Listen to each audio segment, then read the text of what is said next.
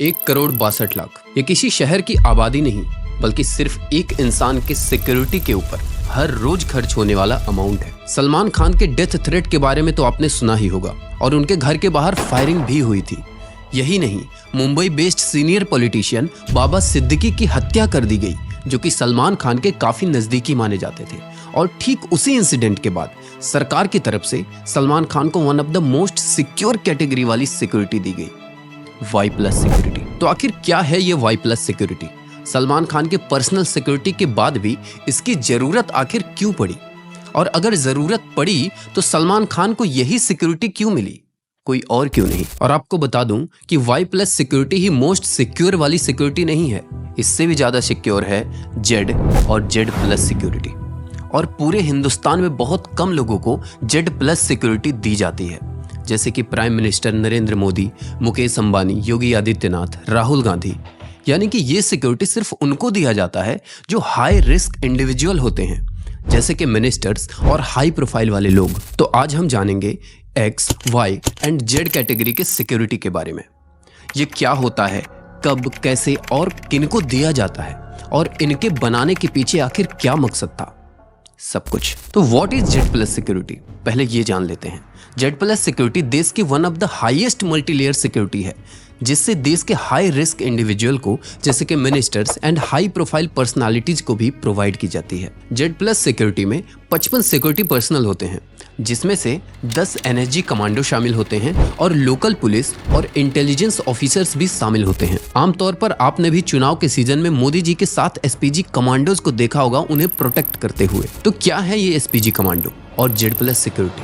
इसको समझने के लिए सबसे पहले इसके जड़ तक जाना होगा कि आखिर ये कैसे बना था और इसकी शुरुआत कहां से हुई थी। 31 अक्टूबर 1984 को प्रधानमंत्री इंदिरा गांधी की उन्हीं के बॉडीगार्ड सतवंत सिंह और बेअंत सिंह द्वारा हत्या कर दी गई थी। ये घटना देश के प्रधानमंत्री की सुरक्षा पर एक गंभीर सवाल खड़े कर रहा था, जिसके बाद मार्च 1985 में SPU यानी कि स्पेशल प्रोटेक्शन यूनिट बनाई गई, जिसका नाम बाद में बदलकर SPG यानी कि स्पेशल प्रोटेक्शन ग्रुप कर दिया गया।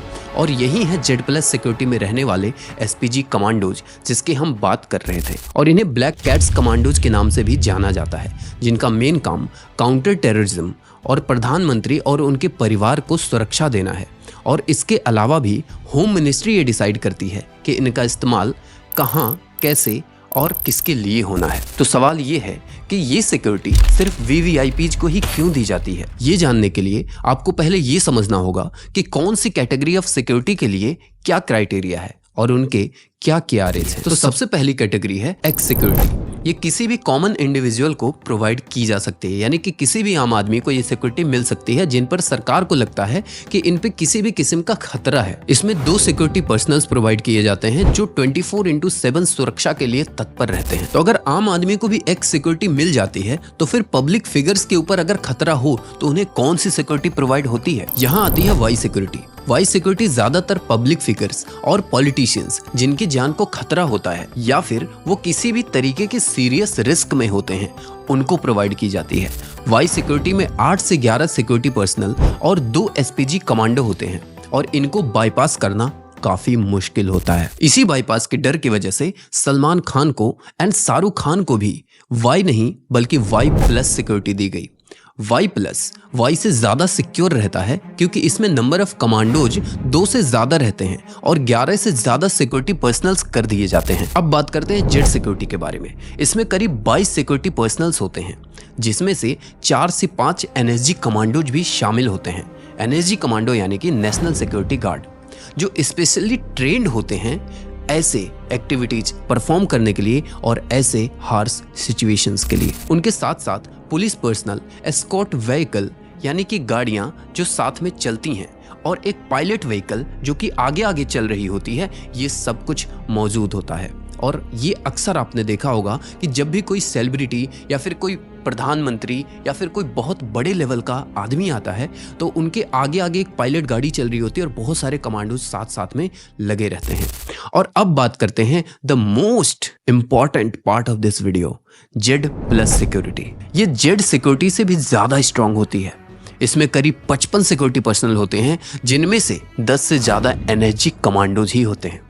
इसके साथ साथ इसमें ज्यादा एस्कॉर्ट व्हीकल्स, एक पायलट व्हीकल और कभी कभी एक एम्बुलेंस भी शामिल होती है। कमांडोज के पास हाई लेवल के एडवांस्ड हथियार और इक्विपमेंट्स भी होते हैं। अब ये सिक्योरिटी किसको देना है, किसको नहीं देना है, ये सारा कुछ थ्रेट परसेप्शन के हिसाब से डिसाइड किया जाता है, जो कि गवर्नमेंट एजेंसीज एक्सेस करती हैं। तो अब ये सब सुन के अच्छा लग रहा है ना, लेकिन ये सब करना इतना आसान भी नहीं है दोस्त।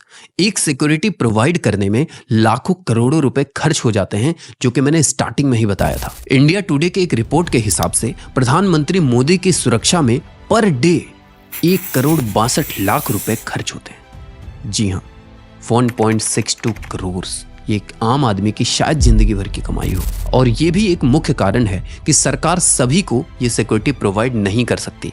इसीलिए ये सिक्योरिटी सिर्फ और सिर्फ उन्हीं को दिया जाता है जो हाईली इंपॉर्टेंट और वीवीआईपी होते हैं। और ऐसे ही एक वीवीआईपी यानी कि अरविंद केजरीवाल अरेस्ट हो चुके थे, और उसके बारे में मैंने डिटेल में वीडियो बनाया है कि किसने अरेस्ट किया था, क्यों अरेस्ट किया था। अरेस्ट तो ईडी ने किया था। ईडी की पूरी कहानी मैंने एक्सप्लेन करी है इस वाले वीडियो में, तो आप जाएं इस वीडियो को देखें। मैं आपसे इसी वीडियो में मिलता हूं, तब तक के लिए नमस्कार। अगर आपको पसंद आती है हमारे वीडियोस तो मेक श्योर दैट आप इस कम्युनिटी का हिस्सा बनेंगे और वीडियो को लाइक ज़रूर करना। इससे मुझे मोटिवेशन मिलता है और भी ऐसे कंटेंट के लिए रिसर्च करने का और वीडियो बनाने का। नमस्कार।